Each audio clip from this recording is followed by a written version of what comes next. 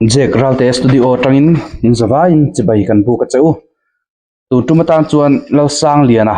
olal palom thu kan thil che ti la hi kan ngai thanga eng tiang chen nge sak chua kan thlir howanga tuma nei vak lawam ngai tha phatang o ron ka khom zong zong te ama sain chibai kan buk chewa hei hetiang hun lutak maya zai durin miron som hi kalom tak zeta thinnu takin lom thu akan soima sa ani hei pipan lupui hi mimal tak chon kan in hreve chi alowa amai ro chu ma hrim hrim ka ngai sang le maya ka ngai luwa zaina ama pual hun mana miron som mi kalom tak zeti kha kan soima sadu ani olal pa lom thu kan hrin che ti la kan sange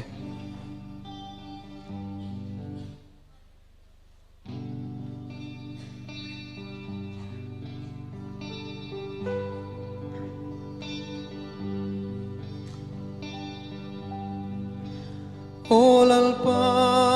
lom thu kan hril che mal som na tin reng te le lali swamin pe ka wangin chandam na kan dong sia inena lom thu kan soi le in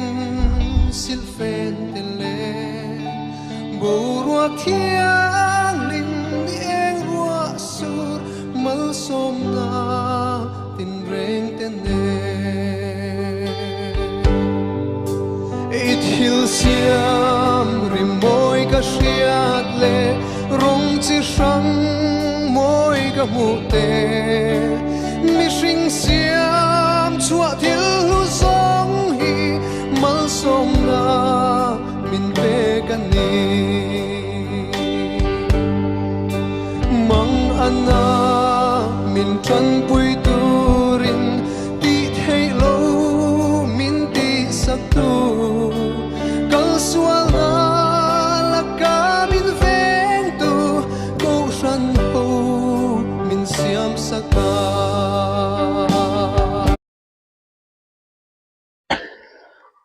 hanal lal sang lian te ho te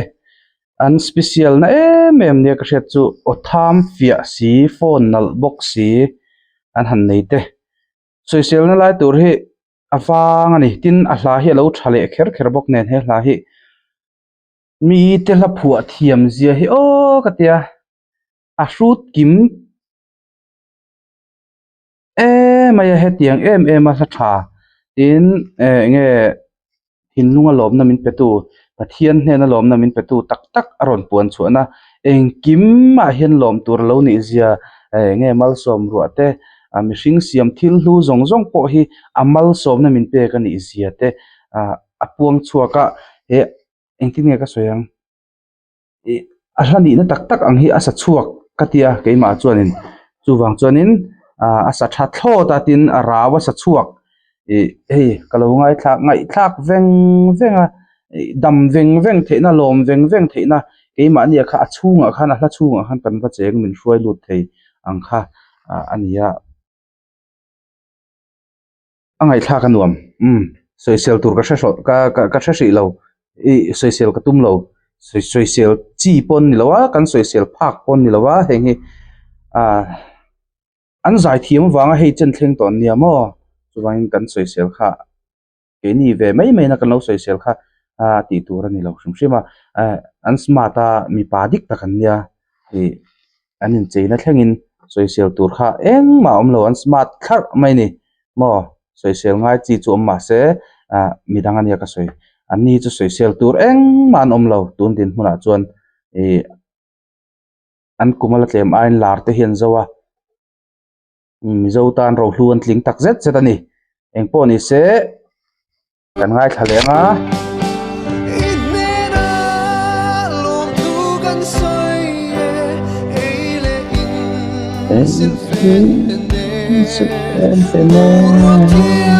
Borua thiang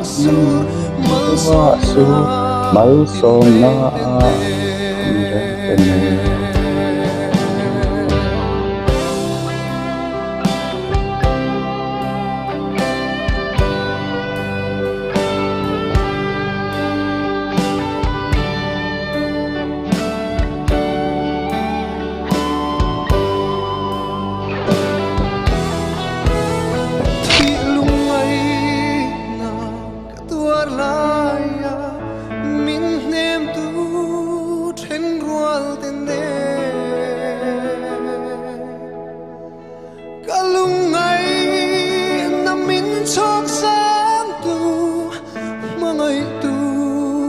min siam saka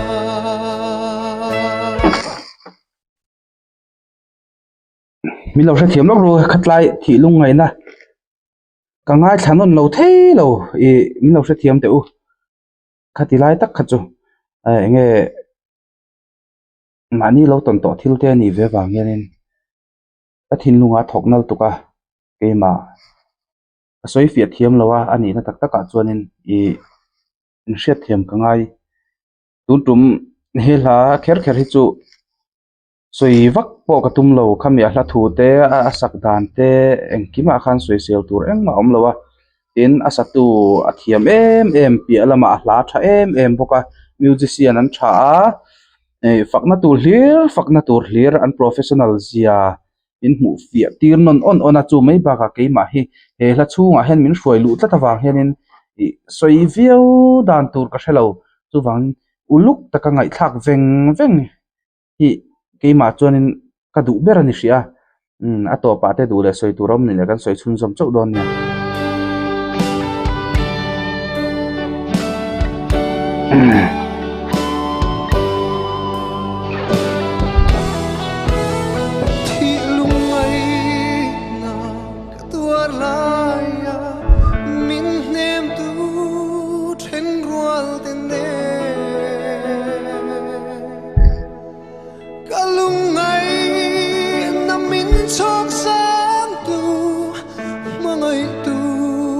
min siam saka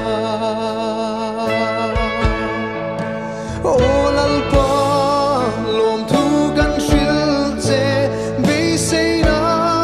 lom om vang le en kim siam thar na hun ro pui theng thuai se kan hak le le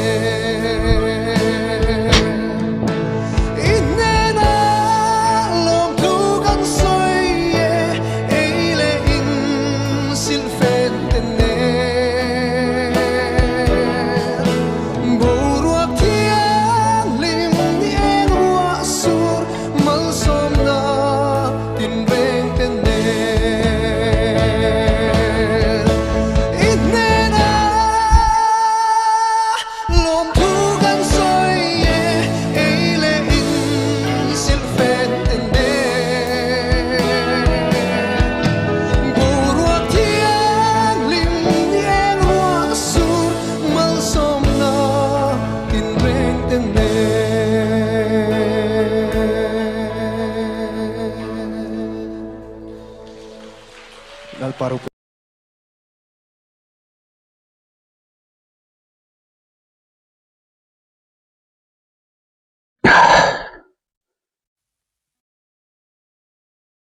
soya harve karil ru alo lang ma saber chu pathian fa te kan ni avalo mom tak em tuna hian pathian fa ni lo ni lang chuanin in ma hetia thu soi tur le he hla react tur hi kom karing to lowa chan chu na ka hun lo ton to te wangin e khovel om hi thlak lel na pakhat ma ka nei lowa nima asela la liso krista kan hena nunga a om to tla tawangin hela thuina soi kan thian rual te min hnem thin tu te lo hlut zia te mo pe se na tharmin pe a hlut zia te soi lo thei lowa tun huna hian ril ru beidon na vor top hi mihring lo piang chuak to hi chuanin mani to ka kan nei vekin karinga chuwang chuanin kan beidon na te kan mang an lai ber po hianin pathian thil ti thena hi ke mania krista nei tuwa chuan aron thok thina chumi aron thona chu enge tine kan soyang la te thumang te ani mai thei a tho dan thang kha chu mai thei ma se khatlai kara khan ke ma bi ka hi chuanin a eng tipon bible chiar ani emo khati ang khan aron thok thin ta hil pakhat ka soi du chu kan ai kon te ho hi an lo professional zia hi engtin nge o tum ai kon te mi te tan hian in mal som nan van ni na satak em tu na hian sang liana kan ngai thla sang liana hi ka react na hian ka soi te lo thei lo are sanen anin nge tu man ho hei hi ka thu so I huata min lo lak sak lo ula are sane hen ka compare ngai don lo ke chuanin mi te ta na an hlut zia te an thil ti ro pui zia te an theina san zia te heng hi ho I mu pui zo kangu an pahni hen I choi mo yong mi zo te hen arual an ma ni pahni kan nei hi al ro pui lutuk a hlu lutuk Joseph ale sai lowa an era azo to Joseph a om to lowa chuan sai lowa po amala adin chuanin tuna a per te zinga la om reng ma se a kum te lo upato a ber te la lu areng thoma se tun thang thar era chuanin he mi te pahni ang hi chu an chuak le zen zenin karing to lo ke chuan mo chu wang chuan I choi moyan phu ka thi I choi moyang u a tu ve ve lam sang lian fans kan ye mo rs fans kan ye mo tu ma in holowang u in diriam phalowang u rs fan kan ye wangin rs kha nge kadwa wang han sang lian fans te kha even wal suat kherlo la wa huat pha kherlo la chu tiang chuanin an mani pahni po an nge an inkara an combination a thaem ema chu wang chuanin an fans te po hi kan combination hi isiam thaveng u an pahni kher kher hi chuan tu ma hi ke chuan social ka phallo min holo ram ro u tai te a ole zanina ron kal riak khong na song te